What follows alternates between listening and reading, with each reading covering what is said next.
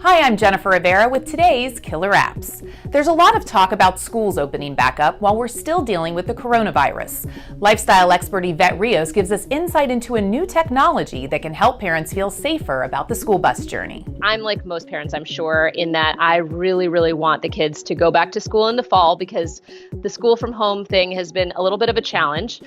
So one of the things that's giving me a lot of peace of mind is Bus Guardian. This is a new technology that schools can opt into that really helps just protect kids while they're on the school bus. So basically, the technology allows schools to monitor whether or not an ill child has been on the bus or come in contact with another child. It also allows schools to monitor the sanitation practices of the bus so that you can be totally comfortable putting your kid on the bus in the morning, knowing that it's been sanitized and knowing exactly who your child is going on the bus with in the morning. I also, it's just going to help so much, I think, with just parents feeling comfortable with getting back to normal in this cloud of COVID-19, which undoubtedly will still be an issue come the fall. So if your school doesn't have Bus Guardian, you can call them. I'm going to call my local district and ask them to opt into the program. For more on these stories, just head on over to killerapps.tv.